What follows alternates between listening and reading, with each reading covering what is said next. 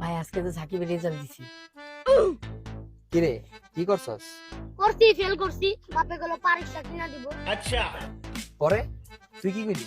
আমি আর কি করবো, কইছি মানসম্মত একটা টেসলা কিনা দিতে, নাহলে তো আমার চলবো না। আমার একটা মানসম্মানের ব্যাপার আছে না ভাই, কও। পরে কি কিনতে গেছে? আরে ধুর হয়ে গেছে ওয়াশরুম, আমি এই ফাঁকে আর মানে ব্যাকলে আবুছি। আজকে এক ডালিছি, কালকে আবার এক জায়গায় ট্রাই দিন। কি কও তুমি, এই বিজনেসটা ভালো?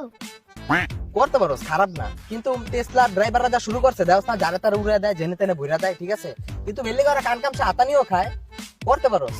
আচ্ছা থাক, জায়গা যাইবে এই গা তোরা ছোটবেলা একটু বুক মিলা যাও, ব্যবসা বাণিজ্য করুম, একটু দোয়া করবা।